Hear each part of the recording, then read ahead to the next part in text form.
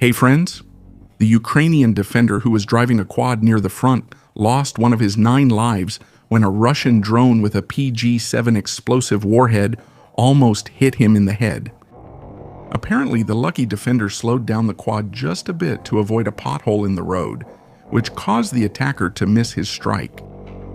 When it tried to recover, it slipped and ended up exploding on the road. That's one lucky guy who should go buy some lottery tickets right away. I mean, to take advantage of his good luck. Something that's becoming more and more common. A Russian infiltration group decided to save their lives after briefly facing the defenders and ended up surrendering to a drone equipped with a speaker. We saw them approaching our area from the border. They started attacking us, and after our response, they suffered casualties and began to surrender because our firepower is effective. They started to lose morale. Using the mothership drone's loudspeaker, they received instructions.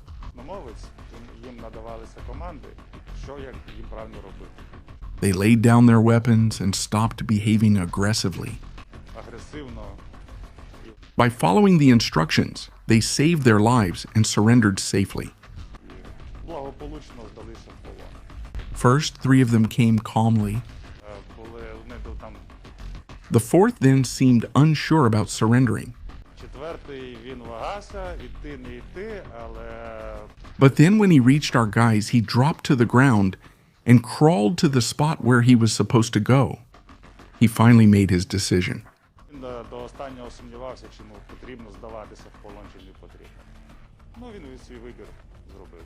Now they are enjoying captivity in Ukraine, which will undoubtedly be a much better experience than what awaits them when they return to Mordor, where they will surely be sent immediately back to an assault unit, since Ivan can't allow former prisoners to say that they were treated humanely.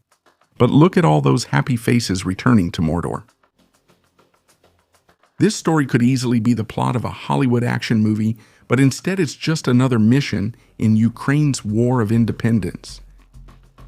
A ground robotic system, Serco S-1, was returning to base after successfully delivering a load of ammunition, food, and medical supplies to the frontline positions in Konstantinivka, Donetsk region, when it spotted a group of defenders on the road.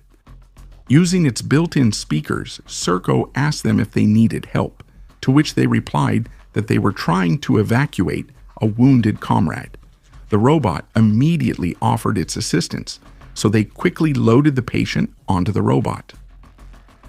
It began a race against time, crossing in less than 20 minutes a territory patrolled by attack drones of the Horde.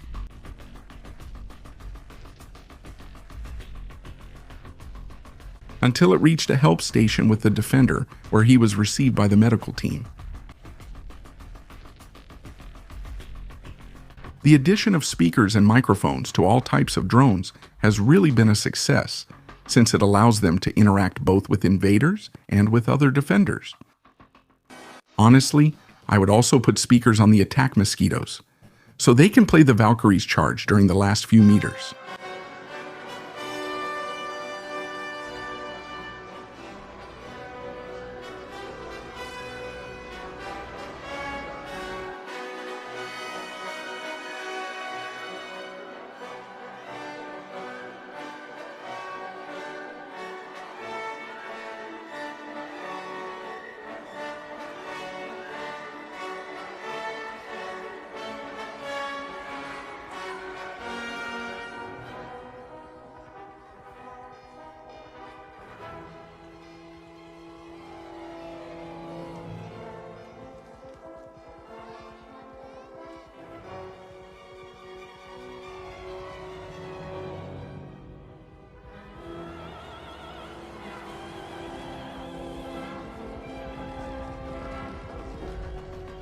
An assault group of the invaders encountered a logistics column on the Oleksandrivka front.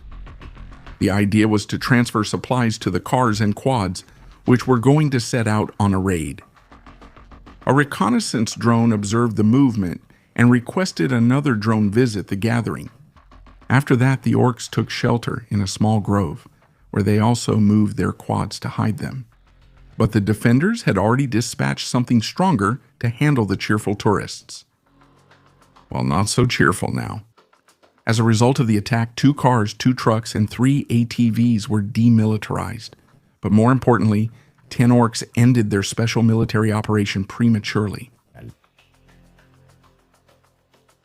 The defenders of the 63rd Mechanized Brigade have turned hunting Z howitzers into an art, and they show us the results of their work on the Lyman front. Starting with a couple of tanks and continuing with no less than 5-toed howitzers, which have been very well camouflaged by the Horde inside the forest. But even so, they are found one after another to be turned into scrap for recycling. During the miraculous catch, a mortar, a snowmobile, a quad bike, and a motorcycle are also captured. But the best part is now, since they also visit a mortar grenade stockpile. It's a pity they didn't film the takeoff. It must have been quite impressive. Finally, they find a wild orc running through the forest, to whom they also apply Putin's kiss. Good catch for a day's honest work. The State Border Guard Service of Ukraine presents us with a record of the activities of the mosquitoes from the Forpost Brigade, demilitarizing invaders, electronic warfare systems, communication antennas, and transports on the Kharkiv front. These attacks coincide with recent Russian attempts to cross the border near Bovshansky, Kutori, and Hravsky, according to reports from Frontline in March 2026. Incursions that were fiercely repelled by the swarm of local mosquitoes, who launched a series of rapid counteroffensives to ruin Ivan's day. On the industrial sanctions front, the CEO of the microelectronics company Kremniel tells a journalist that they are the second largest microelectronics company in Russia in terms of volume, and that if they were to disappear, a wide variety of military systems would disappear as well. I hope Budanov doesn't see this interview. Too late, because during the early morning of March 10th, Air Force units in coordination with the 413th Attack Regiment of the Unmanned Systems Forces carried out a high-precision strike operation against this microelectronics plant, which was located in the city of Bryansk. The target was destroyed using Storm Shadow and Scalp long-range air-to-surface cruise missiles, launched by Sukhoi 24 fighter bombers of the Air Force. According to the analysis of satellite images, there were 7 direct hits recorded, 5 of which were on the main workshop for the production and assembly of high-tech electronic components. This plant was one of the largest producers of semiconductors, integrated circuits, and control and guidance systems in the invading Federation. More than 90% of its production was destined for the manufacturing of high-precision weapon systems, such as Iskander ballistic missiles, Panzer air defense systems, KH-101 caliber cruise missiles, S-300 and S-400 anti-aircraft complexes, in addition to nuclear missile systems such as the Topol-M, JARS, and Bulava, among others.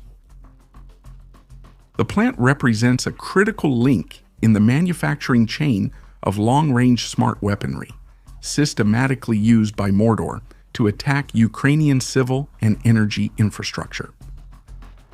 The damage inflicted on the workshop includes the partial collapse of the roof and extensive fires that leave the facilities completely out of service.